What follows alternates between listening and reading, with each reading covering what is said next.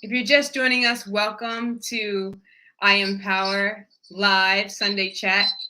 We are going live today on both IG and Facebook. We're testing this out. Mikeage might be a little funny for a minute. We're working it out. We really wanted to expand the conversation I've been having lately about authenticity. It's such a buzzword and people use it all the time, but we really want to understand what that means and whether it's something we should be striving for or not. Just because people say it's good doesn't necessarily mean it's so. And often when there's a lot of buzz around something, there isn't a direct message or education about how to attain it if it's something that you truly want to align yourself with. So let's jump in, Nancy. We together, Nancy Hill, Lewis Hill, and I. We are proponents of elevation. And what's elevation? Elevation is something that you seek to achieve, to have a greater perspective, right? When you seek higher ground, you seek to get to the next peak so you can look, a bit further into the distance, right? And that's how we live, right? We go as far as we can, and then we can see farther, right? And so with this tonight's message, we wanted to just have a conversation, an authentic conversation about authenticity itself. And see what we can bring to it. Let's start by, I'd like to just begin by saying what I believe authenticity to be, and then and I'd love to hear what you define it as, and then we can kind of explore from there. There are some things that we probably both hear a lot that we can probably dive deeper into. But I know personally for me, what authenticity means is my alignment with my truest self, right? And what that means is that the me that doesn't have the conditioning of my surroundings, my environment, the authority figures, me growing up. It's me actively shedding the conditioning from my environment. It's me actively attuning to my connection to on high. It's my active participation in my own evolution on a continuous basis that allows me to have a clearer view and a higher perspective of my life and situations that arise and my creation of this life that I've been gifted, to navigate. So that's what I mean when I say authentic. It means my alignment with the truest sense of myself, which really can't be sensed by any of the five senses. Who I truly am cannot be sensed. It just is. I'm not entirely sure that there's anything. I don't know if there's anything I could add to that, to be honest, because that is all encompassing, really. The authentic you is not one that you think about, right? It's the one that comes up from the deepest part of you. But in order for that to happen, you have to shed all those things. So exactly what you said, it's shedding all the beliefs, all the training, all the experiences that make you go to automatic responses, but just be absolutely yourself. Right. If it was so easy to do and simple to do, Right. we would all be revealed all the time. But it's a process, and depending on how soon, how deeper you go into your process, and how long you've been working on that process, I think is really key. But that is, you summed it up. I am in total agreement with you on what is authenticity for sure. So how does that show up in our lives? And is it something that, that we can identify when we're being authentic and when we're not? I know for me, when I'm being authentic, I'm not as aware of myself, right? As in the moment, because I'm so engaged in what I'm doing. I'm not I'm not giving any attention to who I am. Because in the moment, what we're doing together, usually if I'm doing something, if I'm creating, or if I'm working with people, what we're doing collectively is more important than the one. So I know that when I'm in alignment with that, when I'm in the moment and I'm not thinking about how I'm being or wondering how other people are perceiving me, then I know my authenticity is in alignment, right? I'm in alignment with my true self, right? Are there ways that you can tell when you're being authentic? It's I'd like to think that it's when I can just be, when my natural self comes out, but I'm also acutely aware that there are some of my programming is so deep Yeah. that what feels like is my real self is really a whole bunch of responses. Um, but you're right. I guess when I think about my authentic true self, I like to think of it as like babies, right? Babies, kids are their authentic true self because they haven't had anybody tell them you can't be whatever that is. You can't say that. You can't move your arms like that. People will think you're weird, or they just do, right? They Right. just And so when you have that spirit that just says, I nobody matters, or their opinions right now don't matter to me. What they're thinking about me right now doesn't matter to me. And then you're totally free. I think I notice it because I have a really light feeling after it. Like Yeah. when I'm in it, I just feel really like it was just so free. It was so fresh air. As how else do you say that, right? Yeah. Yeah, our full presence. We're in our full presence. That's how I say that. That we are brought into our full presence, and when that is happening, it can be likened to humility. Where they say that humility is not so much that you think less of yourself, but that you think of yourself less. And I really think that is kind of sums up the way their mind is when you're in the state of alignment with your truest self. And so, I was talking earlier in the lyrical meditation cipher about just and we were having a really a great conversation. Hey, Polaris. We were having a really great conversation, and we were talking about what it is that we're working on in our lives to kind of show up more true, more real, more ourselves. And and some people were saying that they were allowing themselves to feel their emotions more fully and actually act them out with people and then apologize maybe later or not. And there's nothing wrong either way. It's really all about your intention. Like whatever you're seeking to create in a relationship determines how you are with the person. So if you want to create more intimacy, then you're willing to take the deep dive, and you're willing to have all of your emotions, feel them fully, because we always honor what we feel, but then have a deeper conversation about their true root. Because 99.9% of the time, what we're really, really reacting to in the moment isn't about the person. It's about something that we've experienced previously and not fully healed from, and it's being triggered in that moment. And so anger got brought up a lot in the conversation, um, and people were talking about anger being, something that sometimes that they were unable to allow themselves to feel comfortably. And I think that's because in our social kind of construct that we've created here, especially in the Americas, um, we definitely have a nicety kind of be nice at all costs kind of depiction of how women should be, especially, which has been an issue when women would be nice to a fault, where they would ignore their intuition and get into trouble when they ignored their spidey sense and didn't avoid trouble or danger, and an effort to be nice because that was their programming.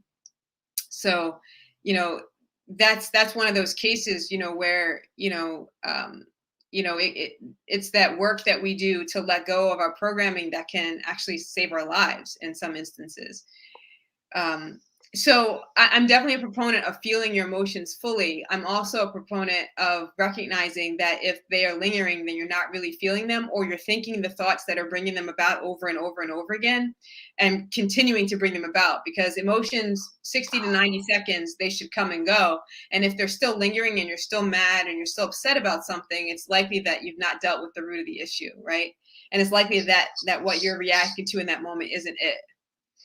That's huge. That piece right there is huge because You've called me out, which is what I love about being with you. Is you will call me out lovingly, um, and carefully to tell me that I'm living in a moment that I haven't let go of it yet.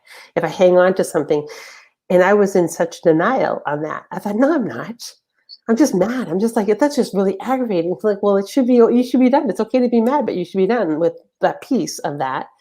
And you're not. So clearly you haven't worked through something. And uh, if you haven't done any of this work before, Tikia, right? It's it's not something that's intuitively natural to come to you. I think, and I don't know. I really want to say intuitive because I think that deep down inside, intuitively, you know certain things, but you fight it, right?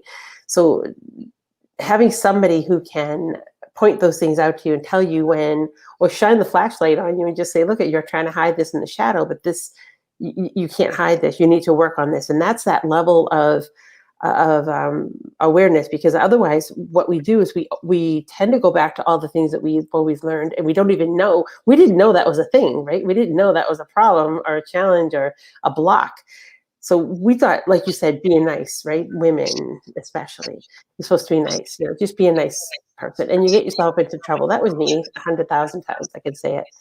Is that I'd be nice because you want people to like you. You want to be that jerk. You want to be, and it comes from this thing about women should not be aggressive. You Right. shouldn't be argumentative. You shouldn't be Right. uh, confrontational. You shouldn't, and so you should just be quiet and just go with the wave. And I'd done it so many times that I didn't even know I was doing it anymore. It had Right. become part of my nature. And, Yeah. and so all the anger things that I never addressed and I never allowed to be said. Yes. So all Yeah, well, you just said, that was huge. that's what we do for each other, though, right? Without judgment, we give each other the space to be who we are and show up. And if we have the kind of relationship like you and I have, where we can be honest with each other, and we want to know when we're being something other than in alignment, and being lovingly, told that it's happening if we're not aware of it. That way we can grow from it. That's what relationships are for. That's what all relationships are for. All relationships are for spiritual growth. That's the point. And so, if you were on an island by yourself, everything would be perfect. But since we live in a world with billions of people, there's a chance that we're going to run into some people that are going to do things that we don't necessarily like or agree with, or who don't like or agree with us, or where we're doing things. And we can't just be mad all the time. Right? We have to have a sense of equanimity, where, and that's what I lean into, and I'm constantly, working toward is having my likes and dislikes not be at extremes. I tend to ride in the middle anyway. I tend to be very fluid, and I tend to be in the middle, not because I'm indecisive, but because I don't have divisive, strong opinions about a million things, because they're not that important to me, or I understand both sides and there really is no right and wrong. And the more I move into that space of no right and wrong, and that things are the way they are, and then I have a choice how to respond to them. And if there's something I want to change, I have the power to do so.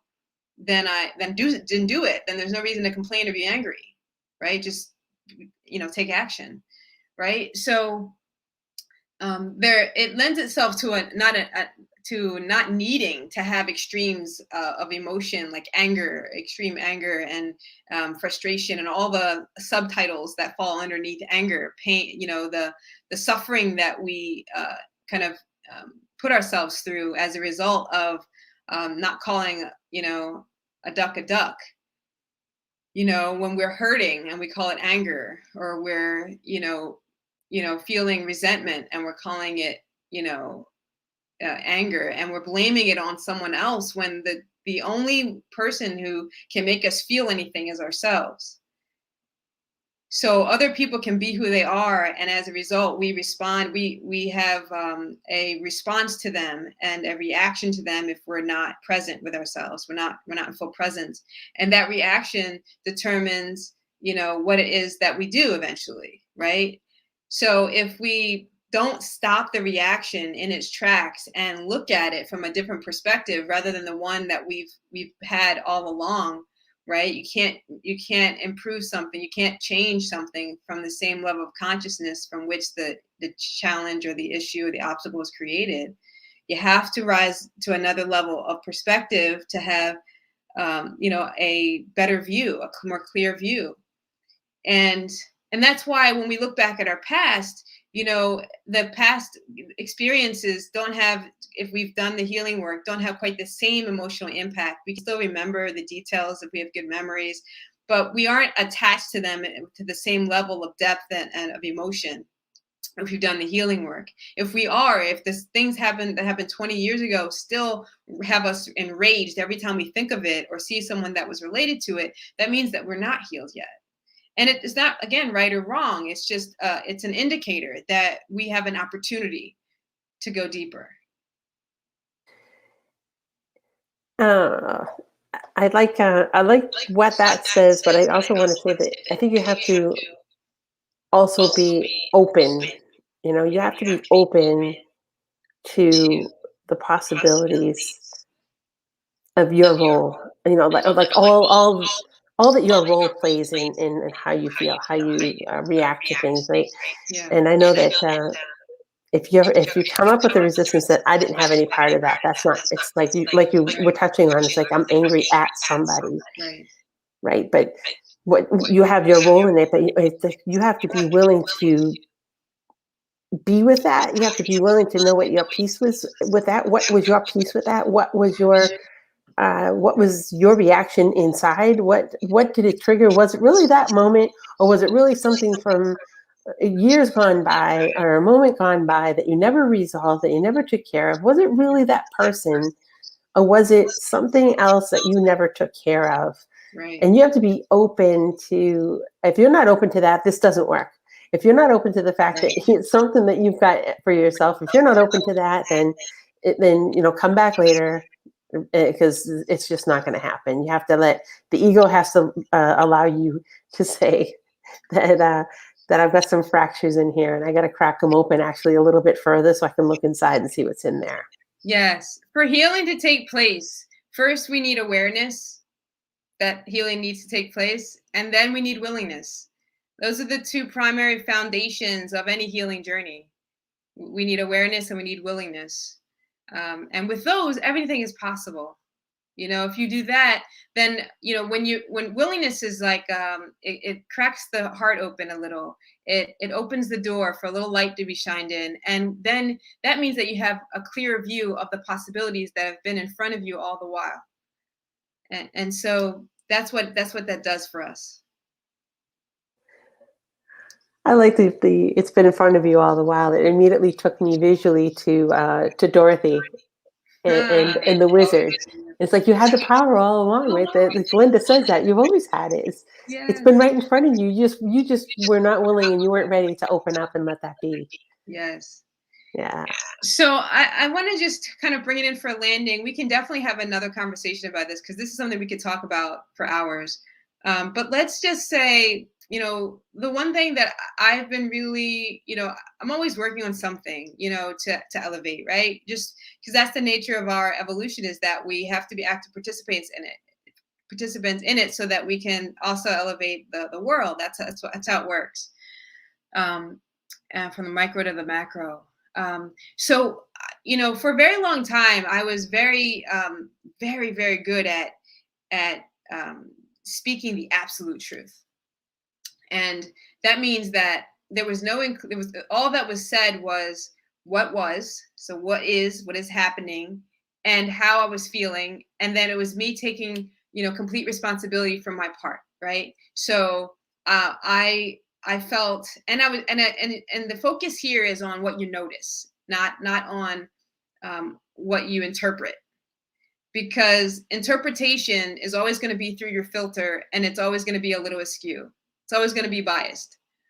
So if you're interpreting it, then there's always going to be a little something wrong with it. Wrong meaning that it just isn't going to be the whole picture. It's going to be incomplete. And potentially skewed in one direction or another. So So, being very clear with people and clear with ourselves about what is happening versus the story I'm making up about what is happening. And I'm still really good at this. I must say that I get people are, it's so awkward for people when I'm talking to them sometimes that they bring it up like no one's ever said that to me before, or like, well, that's intense, or that, well, that's life. Like, that's real. If you've not talked real talk, then it can seem intense. But all it is just saying it's people sometimes can and feel like you're not compassionate because you're not buying into their story about it, and they need you to buy into their story so that you can be on their side.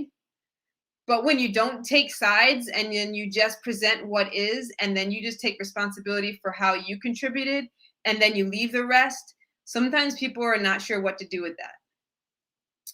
So I'm just being really intentional about that. And because for me, it's not so much that that I blame other people verbally, because I don't do that, if ever, very often. Like, I imagine if I was in a situation, I don't know.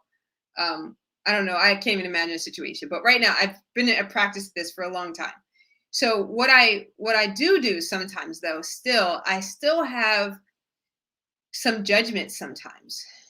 Even though I'm stating what is, and I'm owning what I'm owning, I still want to lean into, but you could have done this better, or you could have. And it's not that it's not true. It's just that it's not my responsibility to make them change or do anything different. I then have a choice with how I want to relate to them. And I can make a request, but it's not my job to fix anyone. And I wasn't always in this place, right? But I remember a time when I was a fixer, when I was always trying to make it better, and I was in relationships with people who need to be fixed, so then there was no focus on me and what I needed to heal. Right now, I want to be all up in it with someone who's willing to see me clearly and call me on my stuff, and I want to see someone else clearly and all their vastness and all of it. Right.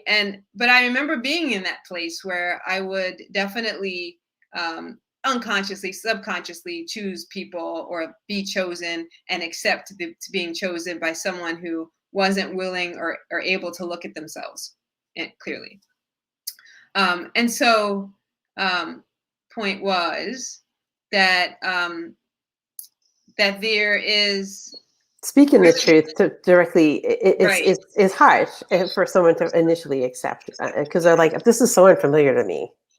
Right. And so having that, like, so I was saying that sometimes I still kind of because I'm not really surrounded by a ton of people, because we've been, quarantined and not really doing as much interacting in person. There isn't as much rubbing up against of each other, right? There's not the same type of interaction happening. So it's not as intense, the need to kind of speak in absolute truth and call people, and speak and be super super clear about this or that, because you're not working together doing, usually, like, a lot of my work is done independently, now, or I'm communicating to someone who is a client, and I'm not even, my agenda is not in it at all, so it's not about me. I just simply say what would help me do my job better, which is to help you. And so my focus is outward always with a client. So it's a different conversation. When you're relating to someone because you want to create a more intimacy in that relationship, then you want to create reciprocity, right? You want to feel like you're both giving and taking and working together to build something together. And that's in any kind of relationship. So there's more of a different dynamic, right?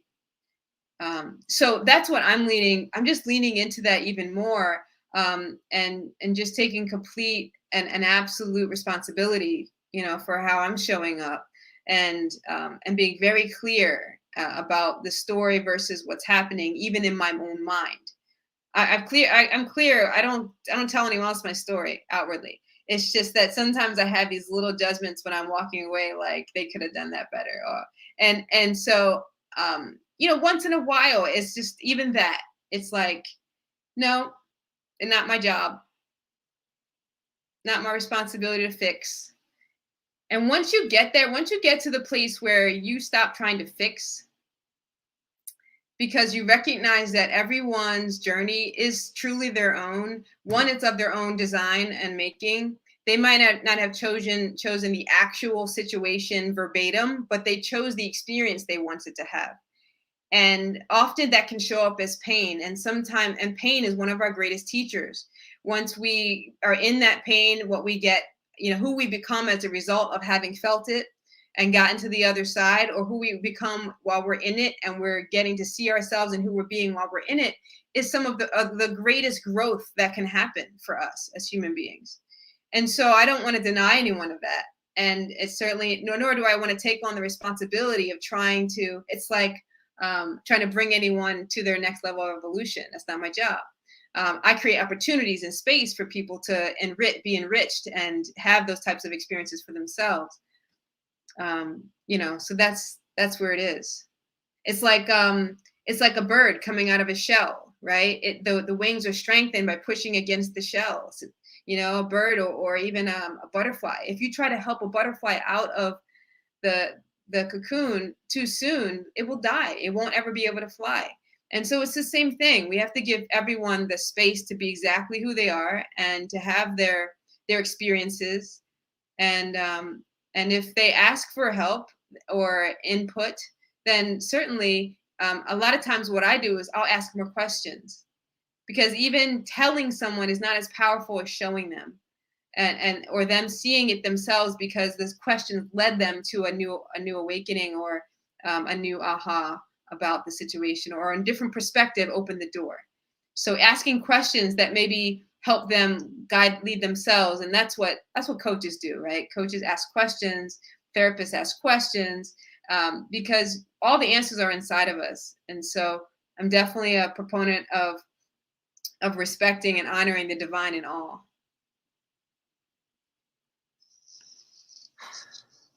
I loved all of that. Honestly, it's one of the things that you brought up was, it's not your job to fix anybody, right? It's just your job. Your job is to work with your own self, to elevate your own self, to bring them to do whatever it is you need to do, be in the spaces that you need to be in, and feel safe and secured and supported, so that you can go through the exercises that you have to do to bring yourself up a level in your evolution, right? That's right. And all too often, I've been there for a long time as well, was it can't be me. It's because what you did, and it just becomes like a habit, thinking that if you fix that, then your problems are solved. But they're not. That's someone else's, and you didn't even fix that other person's problem either.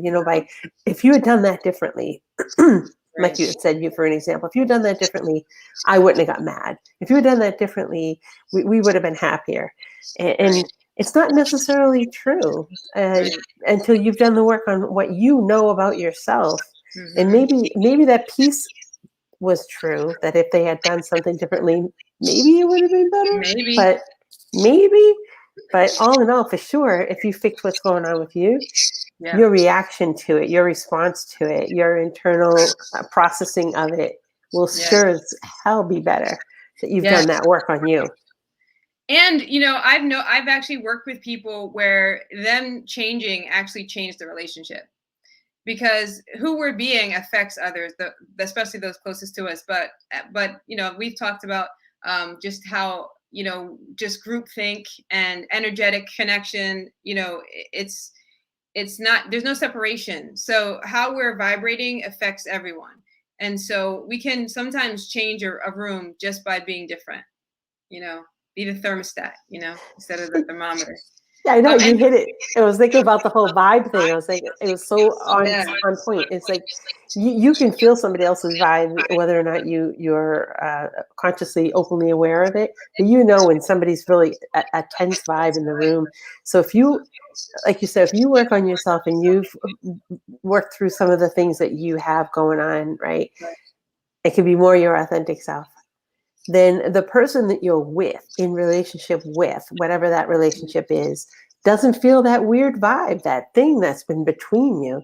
And now they have the opportunity to live within that new vibe that, like, this is actually kind of refreshing. I'm not sure what's going on, but I like it. I want more of it.